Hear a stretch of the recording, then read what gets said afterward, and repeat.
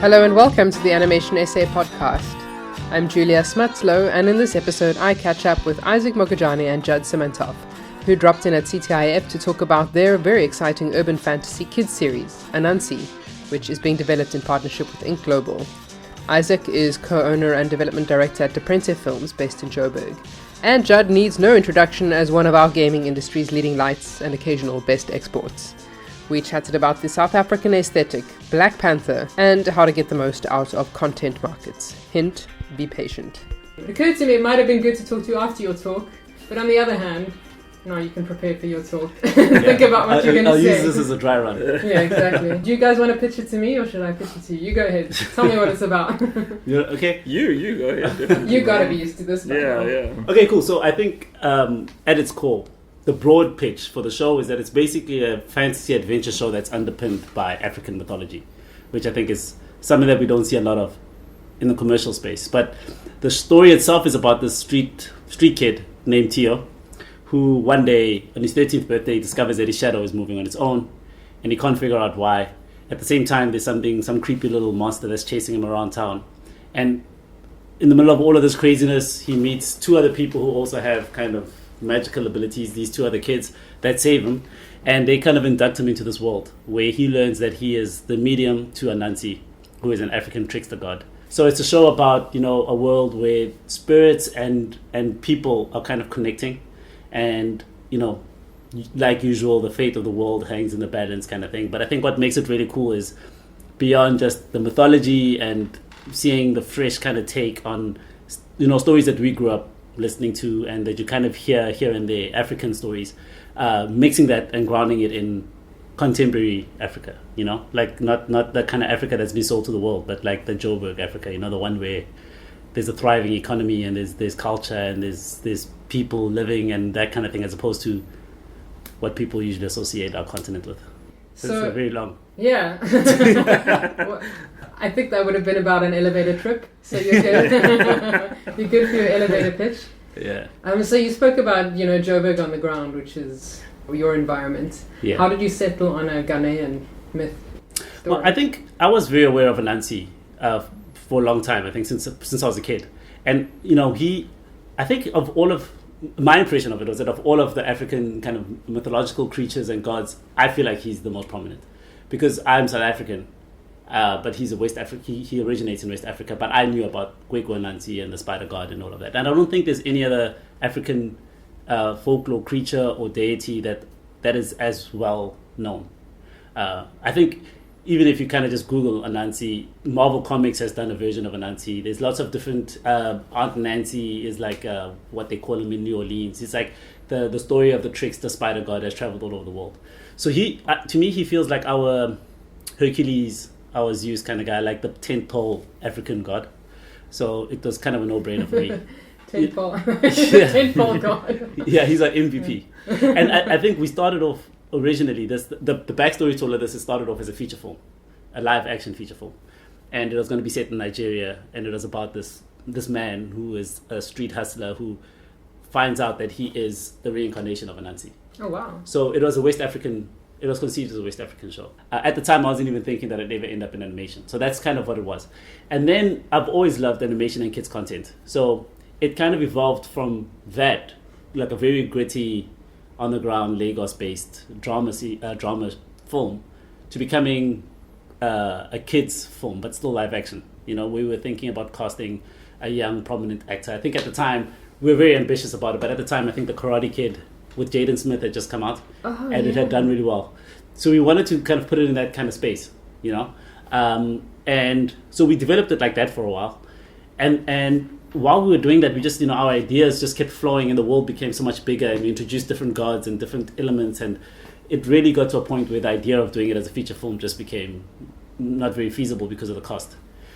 So the road kind of led us to... for it. Yeah, our imagination couldn't be constrained to live action. So was that you and Kagiso, your one of your partners, or just... It was myself, John Volmink, my business partner, and Lev David, who is the head writer on the show. Yeah.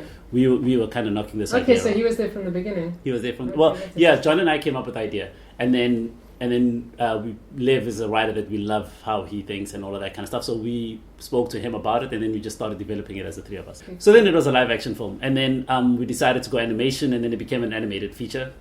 And then once I started traveling in the markets and trying to pitch it and understanding the business behind animation, my takeaway was that it's probably a quicker route to making it profitable if it's a TV series.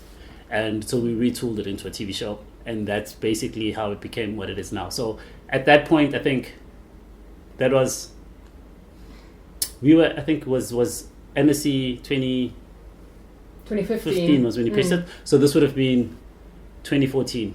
So what was your first market? The Rio content market in Brazil. Oh wow, okay, you went to Rio. Yeah. Nice. Just cool. I mean, the Brazilians liked animation. So it was a good place to bounce it off and start getting a sense of the landscape. And my big takeaway there was, I can't figure out how to make a feature film work financially. But I couldn't. You and a lot of people. Yeah, and we make features. It's our thing. But I just couldn't figure it out. And I met the studio Gaumont, and I met with a whole lot of people there, and I really started understanding the ability of television to translate into ancillary revenues through merchandising and IP creation, and also the multiple seasons that you can get out of a show. So it basically, you can put in the work, and then you create something that, if it works, will become its own business. You'll create the business of Anansi, as opposed to a feature film, which I feel like takes 10 years to create, and then once it's done and released, you're starting again from scratch with the next feature, which has nothing to do with the last one. And you're the last person to get paid on your own feature. You don't get paid. That's a big misnomer. You end up as the only person in the whole process who didn't get paid. Yeah, so that's an interesting learning curve, because I know you guys have done some TV series locally, but this is your first kind of international property that's kind of been bought on an international level, right? First animated one. We're working on there's another live action show that I'm working on now, which is like a hospital procedural set in Doctors Without Borders world in the South Sudan. Oh, cool. And that's a co-production with a Canadian company. Oh, wow. So they're kind of running in tandem, but Anansi's a little bit ahead. But the truth of it is, just the TV film thing is that when we look at our business model as South African producers, is that we make our money through TV, and then we make films as an indulgence, an important indulgence, because we all love films. But most companies, their bread and butter is TV. Yeah. And so what I've realized is that even going internationally, you don't really lose. The business model doesn't shift; it just scales up. So even internationally, I see the bread and butter being television. And then when we are working on some feature films, some animated feature films, but we really treat them as, when we have the space and the market is right and the funders come together, then you do a feature. But the day-to-day things that pay the bills and that really build the business is going to be TV.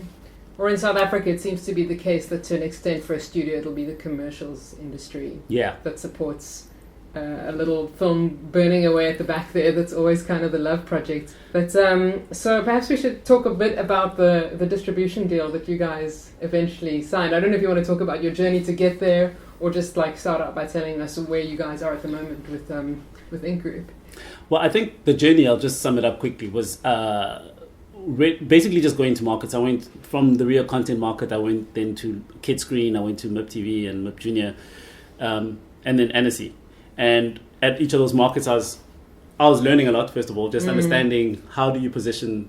We come from, the challenge that we have, I think, coming from South Africa is that we are coming from the outside in. We're very dislocated from the rest of the world geographically, not so much culturally, but geographically. And before really understanding how to get something produced and bought and sold on a global scale, you really have to understand what arena you're playing in. So a lot of those first things for me was really just sitting in on sharing sessions with the big broadcasters, understanding the kind of content they're looking at, what kind of models they use for kids content, the role that merchandising and licensing plays in the bigger scheme of things, and how you maximize that.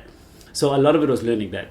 Once I felt comfortable with that, then I really put some muscle behind creating a really good pitch package for Anansi, because I felt like, okay, cool, I get a sense of what people want, now let's distill it into a good story.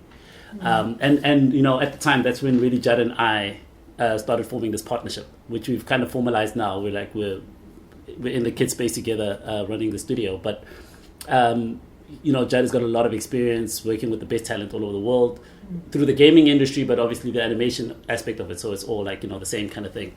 And he connected me with some really good concept artists who built like a really kick-ass package for me. I worked with Lev on the story, and then we submitted it to Anansi, and we got selected for best television pictures. And I think that was the shift. That was the beginning of everything, because Disney kind of earmarked the project. They coached us for the actual pitch, and they stayed in touch since, kind of helping us develop it and get it along and stuff. So Disney coached you before your pitch? Yeah. Was that part of the television pitches kind of package? Yeah, so that's pretty cool. We didn't get anything like really? that in the feature category. Well, we got some support from Anansi, but it wasn't Disney.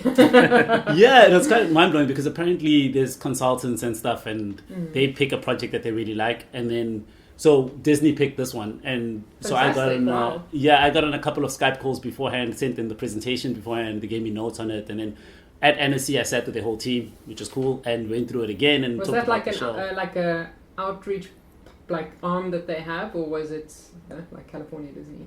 It was Disney Europe in the UK. So the UK team, basically Orion Ross and those types. Oh, it was guys. Orion. Okay. Yeah.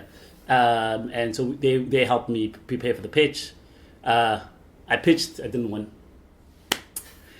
But then he came to me. I felt like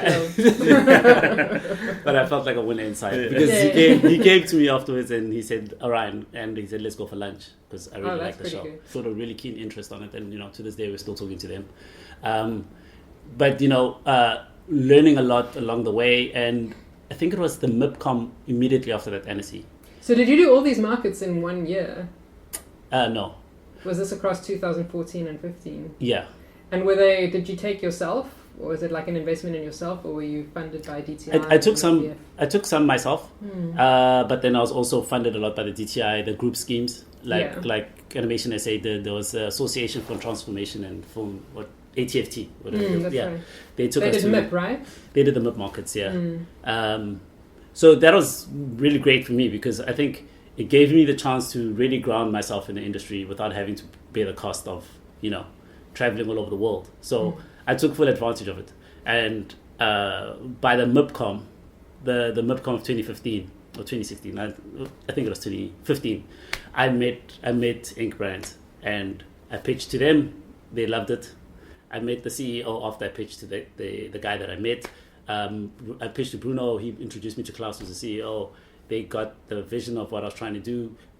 Their philosophy on how they approach content fit with what we were doing. They looked at it the same way as us. So that was that. And then they came on board as a partner on the project. Where did you go to drink? Did you celebrate? I actually remember. I don't remember the name of it, but it's there on the strip there on the La Creuset. Oh, yeah. It's like a little French restaurant. I was there with my other business partner, Luke, and he actually treated me to a very fancy and expensive dinner and wine. Yeah, but it was exciting. I'm not going to lie to you. It was like the best trip to any of these markets I've been to, because I felt like I'd finally made that breakthrough. You try with so many different projects and, kind of getting closer each time until you finally have the one that breaks through. That was different animated projects that you tried with, or was this your first? This was really the first animated project that I tried with. That's not bad going. But I tried with some of them have actually come to fruition since, but live action stuff, films. I tried forever with films, and then once I started switching to the television side, that's when I really started seeing the upside. So now, I really prioritize the MIP markets. I don't even go to film markets anymore. I don't go to Cannes or Berlin or whatever anymore, because I was there for a long time and I've got very little to show for it. It's a good learning, because I feel with film, anybody you talk to has in the back of their mind, they're going, why should I make your dream instead of my dream? Because everybody's film is like a dream that's so close to their heart. Whereas with TV, it's always like, what's going to sell? What's going to... Yeah, exactly. I mean, what market can fit in? It's almost more scientific. It is. There's just more room. It is. And I mean, the thing that my takeaway in one line is that nobody needs a feature film. Exactly. Nobody needs it. Like, the thing that you're creating, nobody's asked you to do it. So you kind of have to convince people why it's needed. Whereas people need television content. It's like there's broadcasters coming every year to MIP and they need to fill a certain amount of hours. That's why it's called content. Yeah, exactly. There's a vessel to fill and it needs to be filled with content. Exactly. So the only place where films are content is on airplanes. yeah. On Netflix now. But yeah, that's why everybody's knocking on their door. Yeah. But I think it's you're a great case study because both the market going public and I think our governments are often a little bit confused as to how long it takes to see return on investment on going to markets. It is. It's a long process. You got to be patient with it. You got to I think put metrics to make sure that the producers that you are supporting to go are really doing what they're supposed to be doing there, and they're not just going for the sake of going. But the truth of it is, once that thing happens, once that first project breaks through, it kind of changes the dynamic of that particular business. So I think they shift from becoming a locally based business to becoming a locally based business that's selling internationally. And then you'll find that the next few projects happen a lot easier and quicker. So you can look at it as the return on investment being a particular project, like a finite thing that's coming.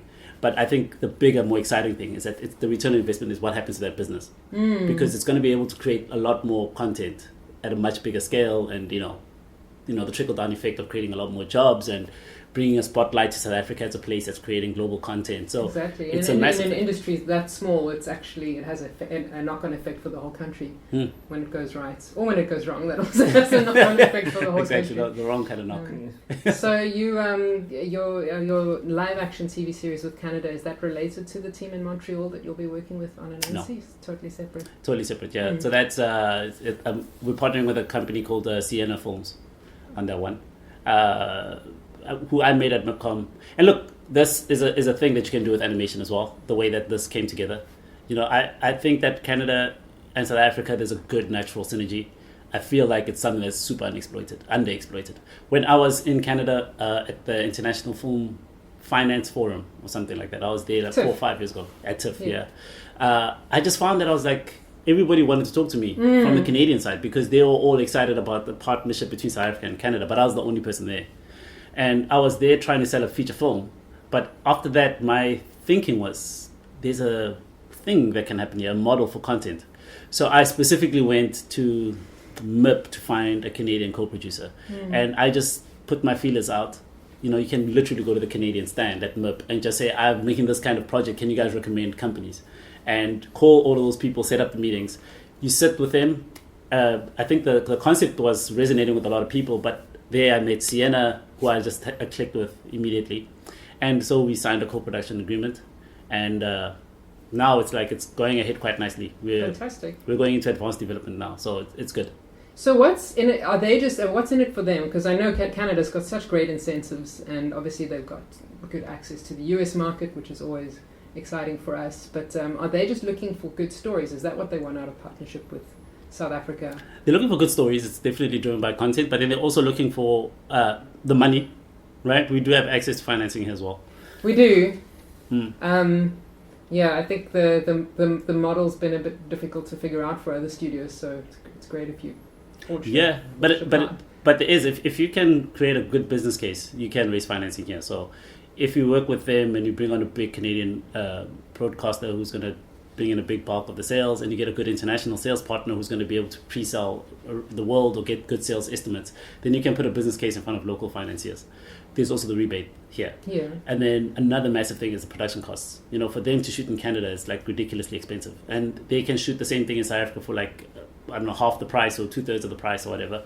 So there's a lot of things that just kind of knock in. If you bring in our rebate, you bring in the reduced production costs, you bring in access to financing from both sides, you can get to a point where you have a big part of your production financed before you've really gone to the commercial lenders, So it's just about being strategic in how you put it all together and talking to the right people at the right time. Because the worst thing that can happen, what I've learned is just build the case first before you start running around for money. Because I think a lot of people they go to financiers and then they say, I've got this great project, look at it. And then they show them the pictures and whatever. But you're speaking to bankers and their problem will be, okay, that looks cool, but we've lost so much money in these things before. How's it going to work? So my philosophy is don't chase money, like chase profit. And if you can, that's quite a fine distinction. Yeah. But if you can figure out in your mind how do you create a thing that can make a profit and prove that this thing has a good chance of making profit, then you'll generally find in a place like South Africa where that's rare, that you get the ear of a lot of people because wow, you've got pre-sales, wow, you've got these people attached, you've got this. Then the money becomes easier. But if you go there while you just have an idea, it's really hard, in my experience. Yeah. So, but in terms of the team in Montreal, how are you guys planning on splitting up the production? Will there be the animation? Will it be like one part of animation taking place there, or are you doing everything? It's a bit fluid at the moment, so I don't want to commit myself to saying anything yet because sure. There's discussions that are happening now that could change the way that everything is divided. So, but are you allowed to say what studio it is? Yeah. It's we're talking to a studio called Digital Dimension. Okay. Yeah. Very exciting thing about them is that they the first studio in the world to do a long form television series in the Unreal Engine.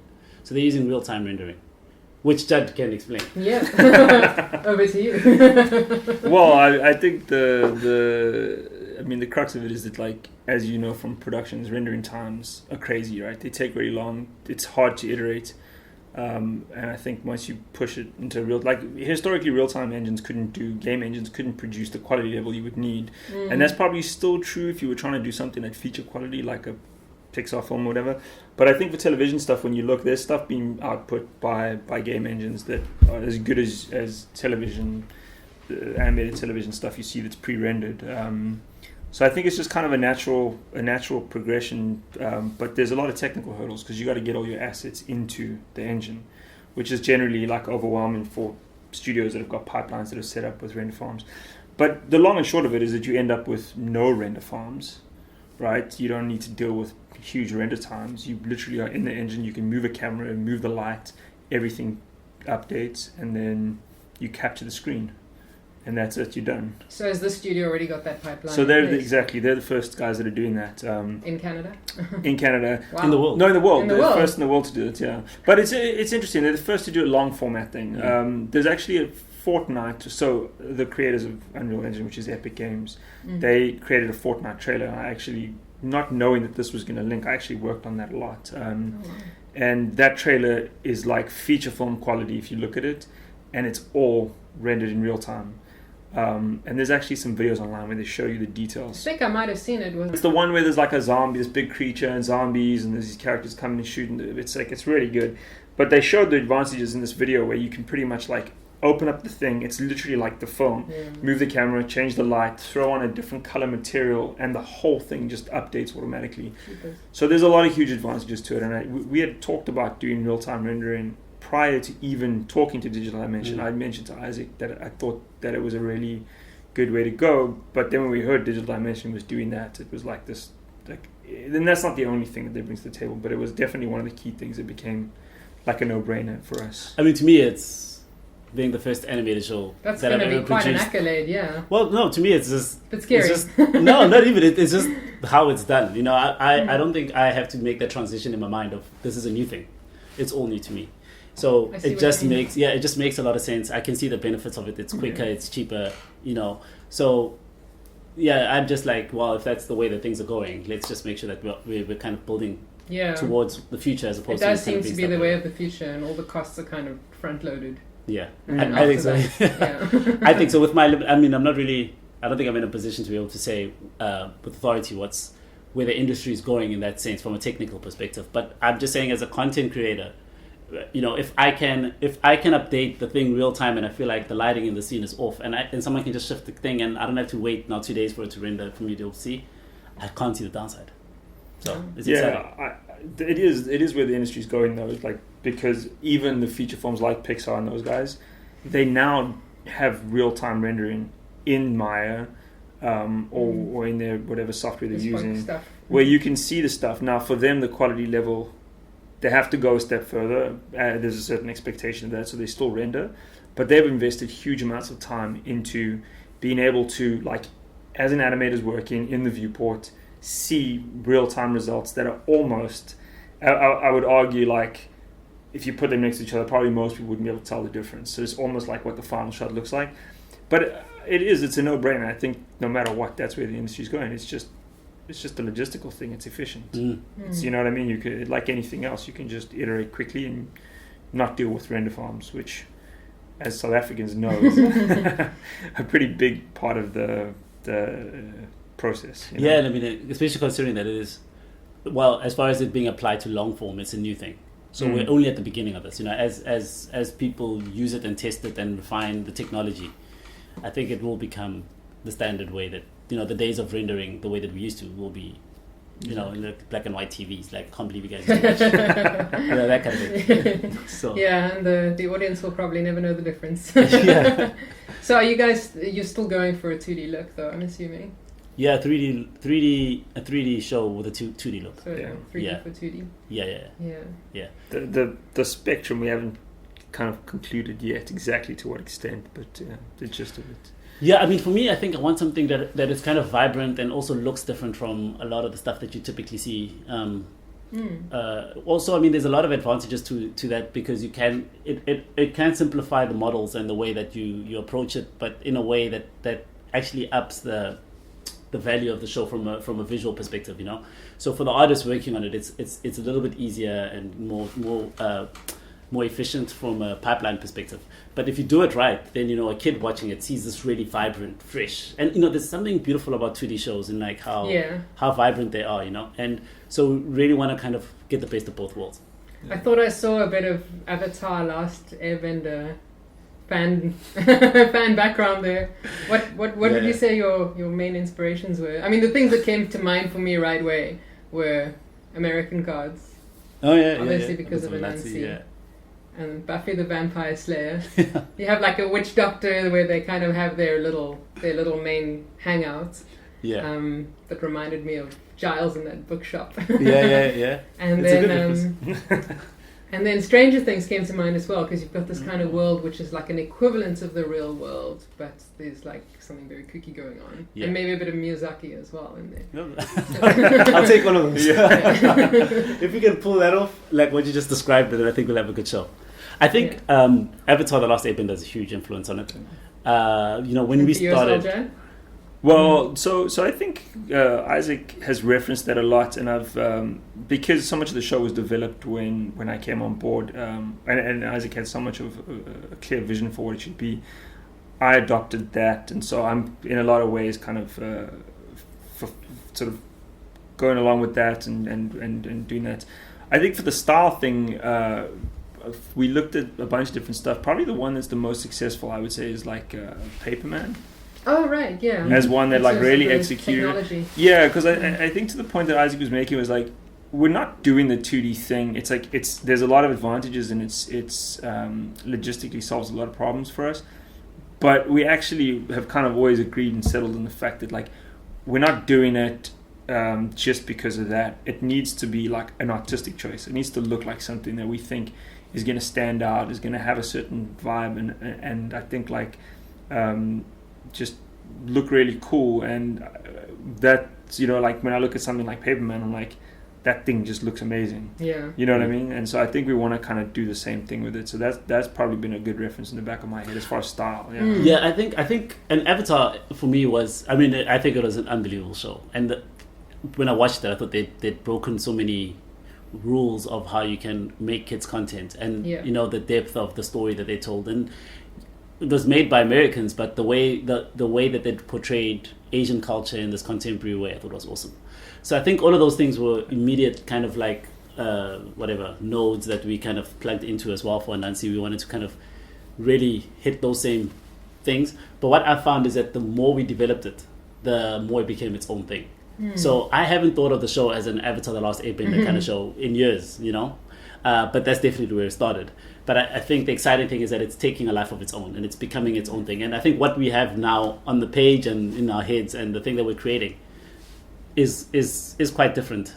Yeah, I think the one thing that seemed a similarity to me is that Avatar, I mean, it's quite unusual in that it tells a story across an arc of time. I mean, most kids' content has like, you know, a reset button at the end of the episode, and then you're back to one at the beginning, and everybody loses their memory of what's happened so far. Whereas reading your story arcs, it looks like you're kind of going somewhere.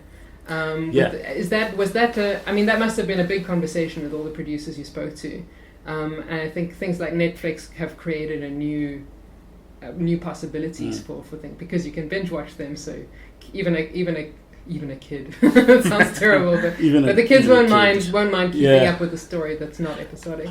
To be honest, it's actually been a very interesting journey. I think the first, and this is kind of the thing about the traveling to markets, getting input and incorporating it without losing the essence of what you're creating. When we started the show, it was full on Avatar. There was one long story. It was like beginning, middle, and end. And if you picked it up in episode 4, you'd have no idea what's going on. And a lot of people, a lot of the buyers really pushed back on that, and they were saying, look, we can't, this is difficult for us, and kids can't jump in at any point. So a lot of the stuff that you're seeing in the Bible now was actually created once we had, and I honestly think that sometimes constraints are the mother of whatever genius. When someone puts you in a box, that's when you come up with like the best solutions.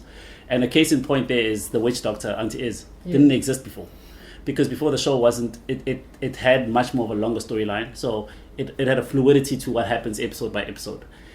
She was created, one, to really kind of ground it in African. We wanted to increase the sense of African culture in the show. But secondly, she became the central point for every episode. So the basic format of the show is that she runs a Sangoma shop, and people come to Sangomas for help. So they would come to her and they would say, there's a thing that's terrorizing me every night and I don't know what it is. And so in our world, she sends these 3 kids to go investigate, and that becomes the episode. And then at the end, they solve the problem, they come back, and then she's like, well done, and then next episode. So by doing that, we created a format within a serialized show. So we can start off the show with a little bit of a formatty kind of thing. And as we build the universe, then it starts kind of meandering and then becoming a little bit more serialized as now more significant things that affect the bigger world happen. Yeah. But it definitely doesn't start with, this is just an open-ended thing. It has a little bit of a procedural vibe at the beginning, and then it kind of evolves from there. That's kind of cool. It's a nice balance, I guess. Buffy comes to mind again. Yeah, exactly. That's exactly like Buffy. Where you have that, like, you understand what the threat is, the general threat that these guys are fighting, and you know that every episode is going to manifest in a different way, and then this is kind of how they deal with it. And in that, you learn about characters, you develop them, and all of that. And then, but our ideas for the second half of the first season, and then where it goes in the second season, I think are still very ambitious in terms of what we want to do with story and character. It looked pretty ambitious in sheer number of environments, if nothing else. But that's a whole other challenge. That's again, but where the 2D thing comes in again, right? Is like you can output an amazing looking background that's a painting, as opposed to like having to create these super elaborate 3D models. You know what I mean? Because we have 3 worlds, 3 key worlds in the show, so that's going to be a big thing for us. We have the Great Beyond, which is where the gods live, and its look aesthetically is very arid, like a desert, very desolate, very like the Kalahari kind of thing, Then you've got Earth, which is really Mbanza City, which is very Joburg inspired. So, inner city, kind of the chaos of this. And then you have the Midworld, which is where the magical creatures live. And that is a world of complete chaos and magic.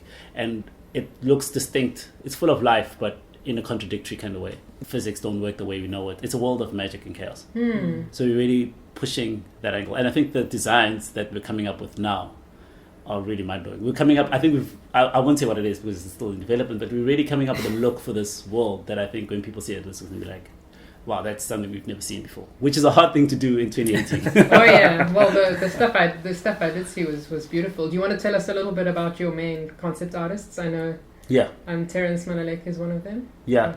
When Isaac and I kind of started really trying to get into getting concept stuff created here, we met up with a few people, some people that I knew, and then one of them recommended Terence. I had actually been at the animation school doing some lectures and didn't realize... You came and kidnapped him, didn't you? Well, didn't realize that he was actually one of the students. He was pretty quiet in the background. And then Panda, who happens to be like his best friend, childhood friend... What is Panda's full name? Simanga. So the two of them, but we basically went and sort of saw Terence's Instagram page, and I think both of us were blown away. I mean, and it's interesting too because besides the stuff being brilliant, there was this like you know how Isaac's talking about kind of the contemporary nature of Anansi, where you're going through the cities and it's like, you know, Banza City is like a Joburg, so it's not African in the kind of conventional way that it's been sold. He had that sensibility in his work. It was like pretty amazing, like one-to-one. Yeah, it's you know, when we started thinking about the show, I remember even the original concept art that I sent out to, just like, you know, when you find references online, that I sent out to the guy who did the original concept art. A lot of it, I was trying to articulate a specific thing of the way that kids are and dress and feel and speak and walk, which is very distinct to the way that we do, even now at 35. It's like, it's a very different kind of thing, you know? And I felt like it was difficult to find somebody who could embody that without having to really take it as a brief. So when I saw Terrence's work, the way that his characters, their attitude, the way they dress, the decisions that he makes in the design of the guys feel so fresh, and it feels like it's written by one. You feel like Tio was designed by Tio. You know, it doesn't feel like Tio was designed by like a 40-year-old dude living in Iowa or whatever. Like, well, I noticed one change was on your website. He used to be Anthony Harris. Exactly. And then it's become Tio. I was like, Tio Quete, from Anthony Harris. Things Tio have changed. And it was super exciting for me because I think, you know, my thing, I was still trying to grapple with how am I going to get an artist to understand what it is that we're trying to do with this young urban African look. And then you look at the guy's Instagram page and he's just doing it, you know? So it really just became about do that, but for us, you know, like make that guy, but do him like this. And it's, you know, so we started working together beginning of last year. They came on full time and it's been amazing. You know, it's not just Terrence. There's Terrence, we've got Panda, there's Guy Prince, Mahlangu, new guys just joined us now, Curtis Burnham. And I think the thing that ties all of them together for me is that they really have this very specific viewpoint of young South Africans that is unmistakably South African, you know, when you look at their work. And I think it's like a difficult thing. A lot of people... that's exciting. Yeah, in chasing like a global career, I think a lot of us lose the sensibility that makes us us, and we really aspire to become Disney or become whatever, and the things kind of watered down to looking like that, and very good versions of that. But I think with all of these guys, their ability to have the technical talent, the ability to conceptualize at a level where it is, I think, on par with those same character designers all over the world, but still so distinctly South African. How old are they? 20, I think Terrence is 22 or 23. Yeah. So annoying. Yeah. The oldest one among them is like 26. Yeah. Sure. So it's like these young guys, No, and that's awesome. they've got like a new voice. And so I'm super excited that we managed to build a team like that because, you know, for me, our biggest frustration with them really is saying be more of yourself, you know, in the thing of like bring more of yourself into the art. Don't veer away from it. Like, look at how you're dressed, dude. Let your characters dress like this. Look at your hair. Let them have hair like this, you know, and you know, they do it and then they just keep blowing us away.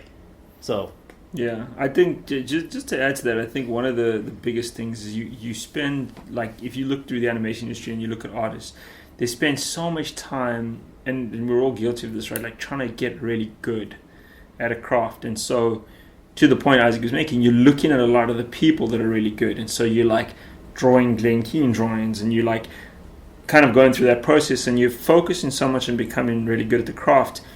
But you're kind of losing this sense of like your own unique identity. You're losing this like a voice of like what makes your stuff unique.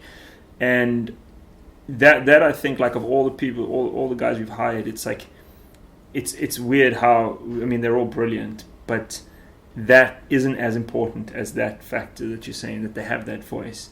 And it's something like we've gone around and looked at other artists and stuff, and you see some brilliant work, but it looks like they're just doing Diablo work or Warcraft or Disney stuff, you know, and like, but there's nothing distinct about it. And I think it's like, it's an interesting lesson even for us that we kind of have now defined this thing of what really matters in the artists we're hiring, and that is one of the key things we're looking for all the time. Yeah, is like really have a voice.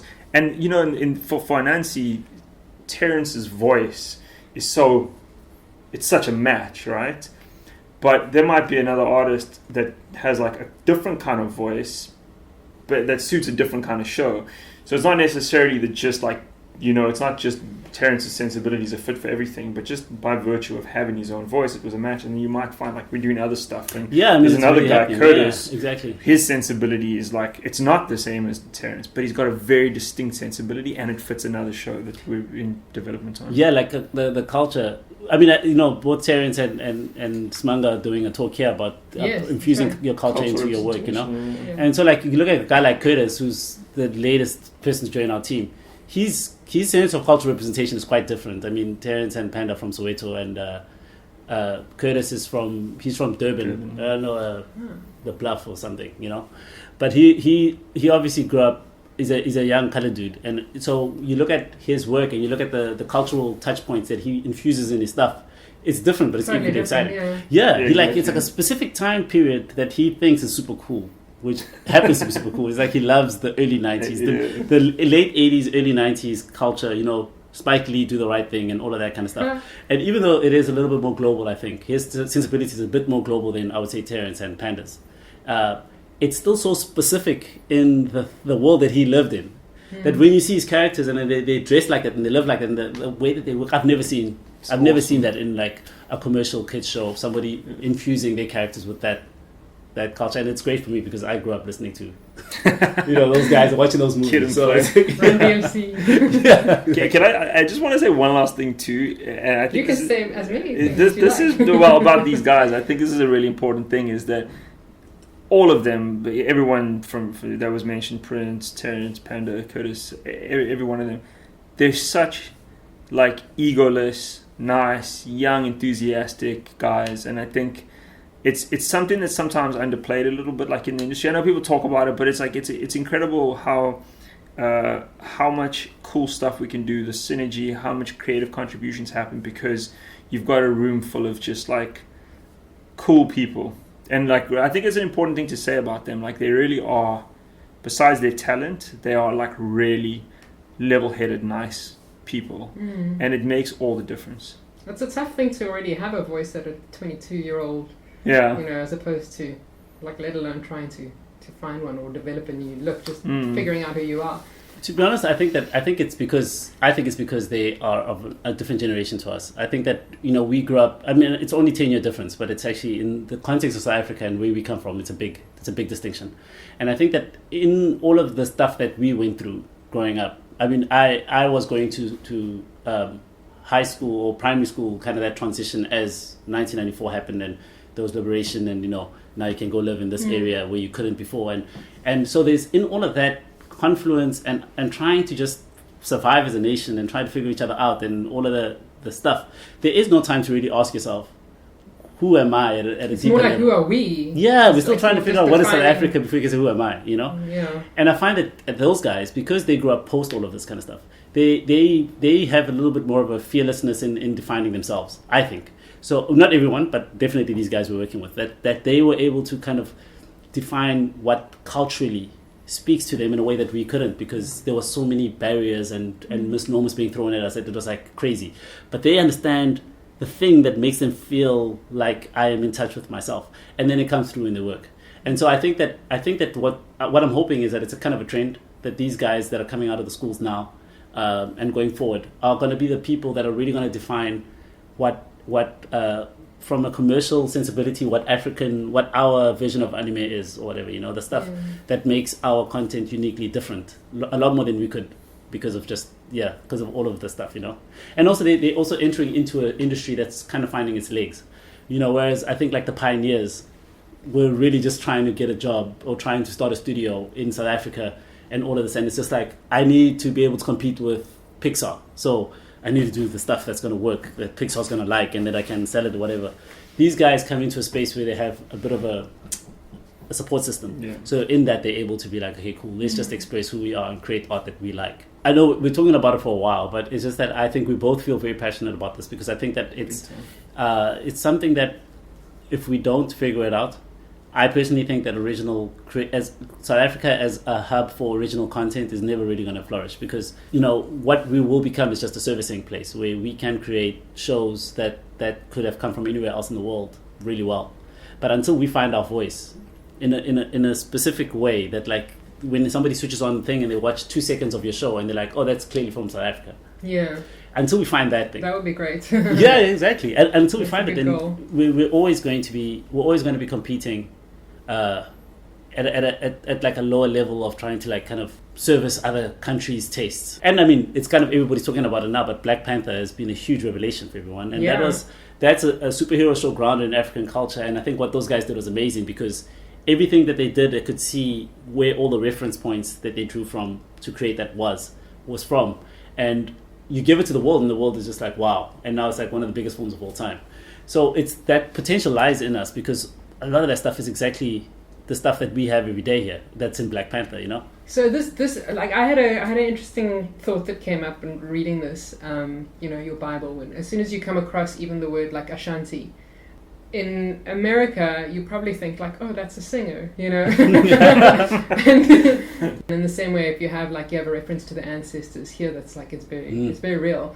So there's this kind of there's this interesting dialogue between, I think, Africa and then African Americans. Like, Afrofuturism is becoming this huge trend. Yeah. But it's a lot of stuff that's kind of at one remove from what is reality in Africa. So was that something that was difficult to deal with? Like, how do you treat these symbols respectfully? If you're talking about a sangoma, how do you treat that as something, in South Africa, that's something real and current and spiritually significant, whereas in a kid's show in America, it's going to be... Look, to be honest, I think that it wasn't that big an issue for me, because I feel like what has happened is that a lot of the stuff that we see, like European culture, the stuff that they do is based off of things that were religious symbols or are currently still believed in or whatever, but they've packaged it in such a way that kids consume these figures, and they understand them, and they understand their place, they understand what that character means to that guy and what that means to this, and the role of this specific person in the bigger scheme of things. And I think it's been an excellent way to keep European culture alive, and I think that what we've been missing as Africans is, and this is the itch that I think Black Panther scratched, even when you're talking about with African Americans, is that there is really no real representation of what Africa is in its purest form. And I know that Black Panther is a fantasy because it's technology and all of that kind of stuff, but what it does represent, the subtext that I picked up when I was watching it, is that it's if you had to look at an untouched African nation that hasn't been touched by colonialism and that is thriving, what would that look like? How would a modern day society where our practices and our cultures were never killed, what would that look like? Yeah. Now you see that, and it's a cool Marvel film, and great action and all that kind of stuff. Yeah, but fundamentally, from an African perspective, we've never seen this. It's like amazing to think about, because when you think about it from like Asian culture or European culture, and there's like millions of like this Gladiator, and then there's Alexander, and then there's Lord of the Rings, and there's all of these things where you can look at, this is where we come from, these are the people, and this is my touch point that like kind of reinforces where I am from. For African people, from a media perspective, at a budget level like this, that has never ever existed. I see what you mean. So there's almost room for cultural appropriation. Like Western symbols have been retooled so much to generate all this cultural content. Yeah, I mean, I don't know if I would term it appropriation necessarily, but what I think is that there's room for us to take our culture, take our lifestyles, take the things that are important to us, and package them in a way that kids want to engage with them. Put them in front of them that when they see a sangoma, they understand that at the core of it, her role is to help people in her community and all of that kind of stuff. It's because it's for children, it's stylized, so it's like a little bit more literal. Like when she goes into a trance, we'll probably see magic happening around her, whereas when a real sangoma goes into a trance, you don't see that. But the message of what she stands for, well, I do, but most people don't. But the message of what she does and what she stands for is embedded in what the child watching that show, and it goes through every level of it. When you look at T.O. and you've got a young black kid who is the lead of the show and doing what he's doing. When you look at the place that the people live in, the music that they listen to, and that is the same music that this kid is listening to, and it's the same places that he grows up in, and it does. I hope it will do something for kids' self-esteem and sense of who they are and what they're worth, in a way that we can't even fathom. And Black Panther just kind of solidified that for me, because I felt it watching that. I felt watching it that, like, this is a lot of made up stuff, but damn, it's cool to see black culture portrayed with such pride. Yeah. You know, it's always portrayed in like a sad way. It's always over against white culture as well. Yeah, exactly. That's counterculture. It's and counterculture. That's the word I'm looking for. yeah, what they did there was that they made everything else counter to this, Yes. and it was just nice to see it celebrated. I think that the fundamental point is really just about representation, right? And I think you've seen it happen. Like Coco was a great example, Mm-hmm. and I watched some of the behind the scenes stuff on that, and like you've got like people talking about how like they grew up in Mexico and they've never seen their people on TV as heroes, or you know, or just in kind of pop culture, right? So then you sort of like you start thinking like, well, how come I'm never, you know, my people are never the hero of or the lead in a film? So I think like there's some certain sensitivities and things that you kind of have to think about, but I think ultimately if the motivation is to just represent, like representation, right, cultural representation, and it's like you get black protagonists and African protagonists, and you represent the culture in a positive way and in a cool way and in a kind of contemporary way and in a diverse way, so that there's diversity amongst those characters. It's not just one character representing the whole Exactly. and then like and you do it and it's a cool show and it's fun and it's got all the right ingredients that makes them successful. I mean, ultimately, I think you win out, right? It's like a good thing, and kids will see it and they'll enjoy it, and you'll slowly kind of break this trend, which I mean, Moana's doing it, Coco, but you'll break this trend of like every film like has just, you know, as you say, European. Yeah, because I mean, I remember we had this discussion, and I think to me it illustrates this point so well. Is that I think I don't know if it was you or somebody was saying to me that Moana is so good at representing culture, whereas Frozen isn't. Frozen feels more generic. And I'm like, it doesn't. Frozen does a great job of representing Norwegian culture. It's just that we've seen it so many times and we don't recognize it as culture. You know, it's like, this is just people. Yeah, it's like, that's just a princess in a castle. But the idea of a princess in a castle is Norwegian culture, you know. By the way, we didn't agree on this conversation. We actually disagreed. It's an ongoing. But the point, I think the point is true. The point is correct. Exactly. It's like we see that stuff so much that it's muted to us that it becomes our normal. And then when we see something like Moana, that's Polynesian culture, now that suddenly pops out and they're like, that's cultural. The stuff is all cultural. It's just that it's not balanced. It's funny, it reminds me of another conversation with a Scandinavian intern that was at Triggerfish. And they were talking about the Vikings and, you know, this original exploring tribe. And somebody asked her, so whatever happened to the Vikings? And she was like, well, you know, they became us. It's like, that's the difference, is that this became the dominant culture, and as you say, it's like why we don't recognize. You don't recognize it. It's like, so, you know, I mean, I think we are living in an exciting time from a content perspective because, you know, we are in a world where now Moana is existing and Coco and, you know, Black Panther. And the world is starting to understand that, you know, there are other people in the world and you have to kind of... And not just those people are interested in those stories. Everyone's interested in those stories. Well, look at what it took for Mexico to get there, though. We have, like, the 3 top directors in Hollywood essentially are from Mexico at the moment. Yeah, exactly. And, lo and behold, there's this wave of representation, which is... It's really, really exciting that they're having that moment. But I like the fact that it's not coming from a, like an overweening, we need to help this culture come into the limelight. It's just... This is what's cool now. Yeah. This is just what's happening. Exactly. Whether you like it or not, this is what's up. It is, and I think that that's also the challenge for us as well, especially in South Africa, because we have the resources to do it, is that we have to... I mean, all of this stuff is American, if you think we're talking about, right? It's coming from America. Even if it is showing other cultures, Moana is directed by a whole lot of Americans, and so is Black Panther and all of that kind of stuff. So I think that we need to become part of this conversation, otherwise, you know, our culture is going to be told to us by Americans. So it's important that we start representing ourselves in a really cool way, getting it out into the global stage and become part of this movement, you know. So that's a good point. Yeah, sure. But so this must have been quite an interesting curve for you because you came from gaming, doing pretty amazing things yourself from 22 onwards, and came back to South Africa. In what year was that? 2011. Okay. Yeah, beginning of 2000. For love. yeah, exactly. So for love of the country. For love of the country. Yeah. So this must be like an interesting kind of double cultural shift for you, because you're going from games to series and then coming from that, like the middle global perspective, back to kind of South African.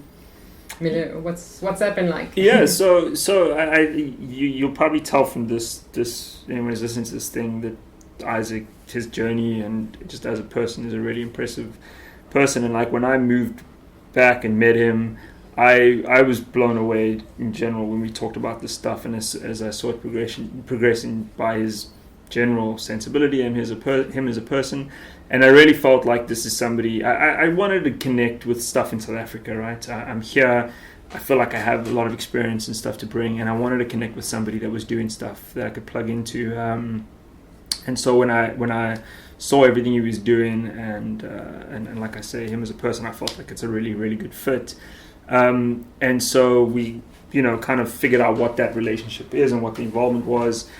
And now, as you said, it's formalized, and we're partners on this. And I really like love it. It's great, and the stuff we're doing is awesome. It's exciting, and I think So it was Isaac. Well, it was. I mean, look, for the longest time. I mean, that's all. Yeah. No, but for the longest time, like, I mean, it's him, but I think that's an important point. I think that like a lot of the time.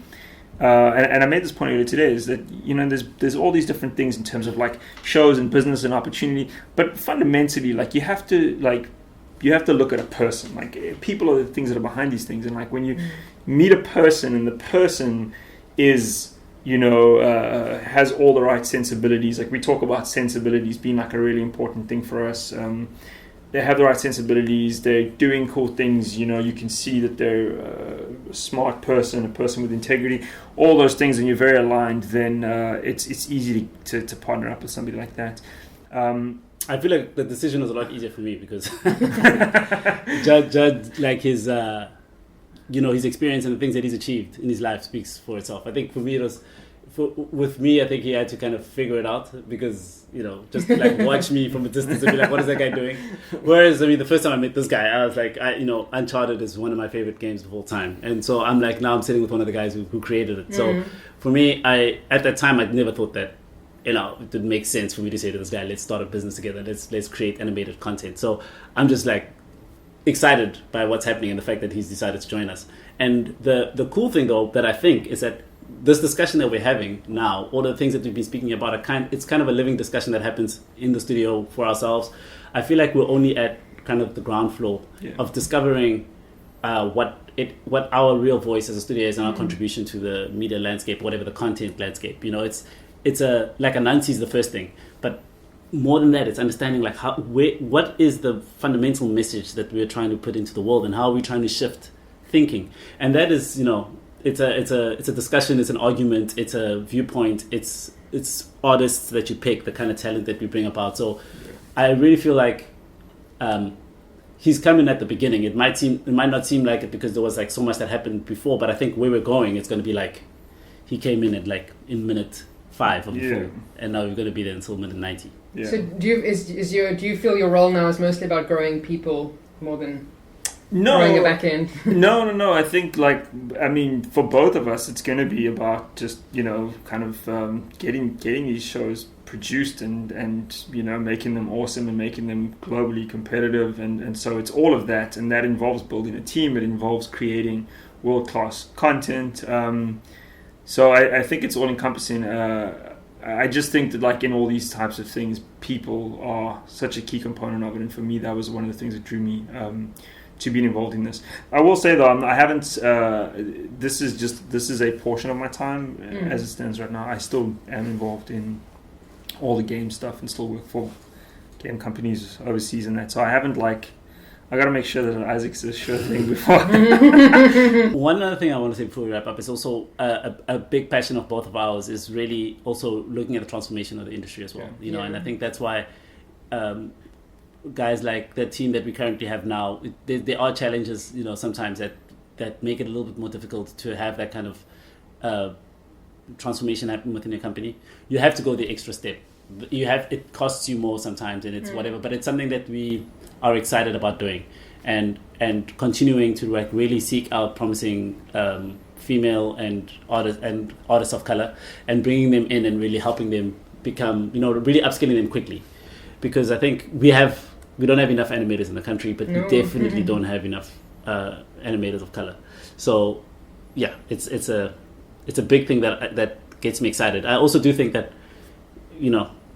it's also a benefit as well. You know, I think when you do look at somebody like Terence and Panda and Prince, and then their viewpoint feels unique also because there's not a lot of them out there. So the more that we can bring in, the more we can kind of solidify our voice.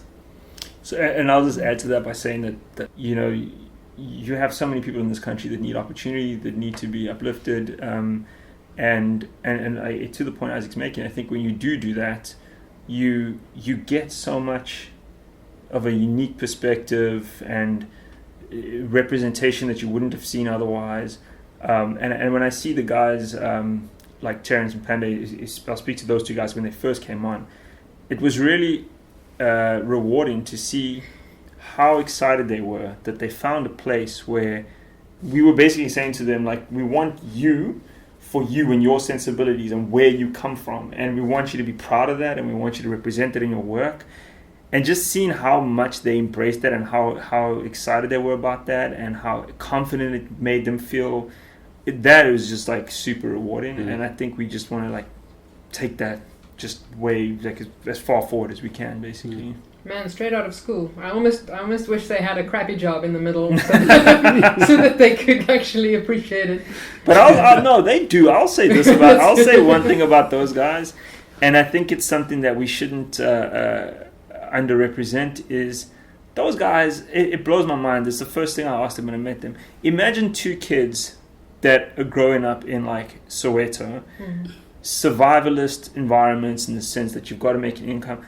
And that those guys pursued art and animation, like that takes insane courage. It's an incredible thing, and I think like in a lot of ways, like those guys have really paid their dues, you know, in terms of having to go through that. I mean, that's a good point. Yeah, it still blows my mind to be like, you know, and even when we met their parents, it was like it was really interesting. I mean, you see how their parents played a role in that because they were so supportive. But like, that's good. You could just, you know, it's unusual for boys that they get supported to do arts from those environments. Exactly, that's exactly right. So I think that, you know, it's impressive and yeah. Yeah, I think they're very aware. Yeah. In a way, that it is a luckier point in the industry than even 10 years ago, though, that people can come out of animation school and work on amazing projects in this country. Yeah, exactly. And not realize that it's strange or unusual or exciting that they get these opportunities, and it's wonderful that that's the case. So these are your hard yards. I don't know, man. I feel like we're also a little bit late into the industry here. I feel like there's guys who've pulled much harder yards than us, you know. I mean, when I first went to the markets, people already knew about South Africa. Triggerfish has already been doing amazing things. Yeah. So there's people out there who were like going out into the desert completely on their own, hoping to find some green land somewhere. Paul from Lima is a good example. That guy. Those guys are like the real trailblazers. Hilton, like a bunch of those guys, you know. Stuck it through. Yeah. In the hopes that guys like you would come back. Here you are. Watch this space for more about Anansi, and in the meantime, check out Diprente's latest live-action feature, Catching Feelings, now on circuit on the big screen. Join us next time for an interview with Robert Valley, creator of the Oscar-nominated short Pear Cider and Cigarettes. Oh, and if you haven't seen it yet, please have a look at our new website at animationsa.org, where you can also sign up or renew your membership. I'm Julia Smuts Louw. Thanks for listening.